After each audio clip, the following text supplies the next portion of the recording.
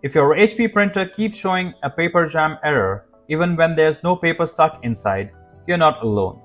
This is a common issue that's usually caused by a stuck or unresponsive jam sensor. In this video, we'll show you quick jam sensor reset method to clear the error and get your printer back up and running.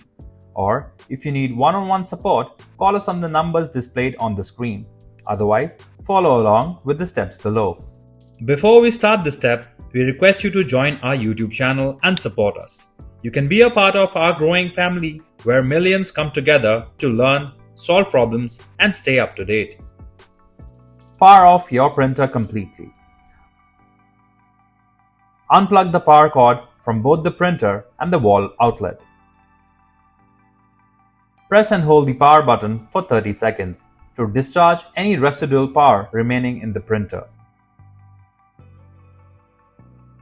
Plug the power cord back in, connecting it directly to a wall outlet. Avoid using surge protectors as they can interfere with the reset. Power the printer back on and check whether the error has cleared. If you like our content, give us a like, and if you want to learn more, subscribe to our channel. You can also visit Printer Tales or call us on the following contact numbers. If you think we haven't covered your printer yet, you can let us know in the comments section.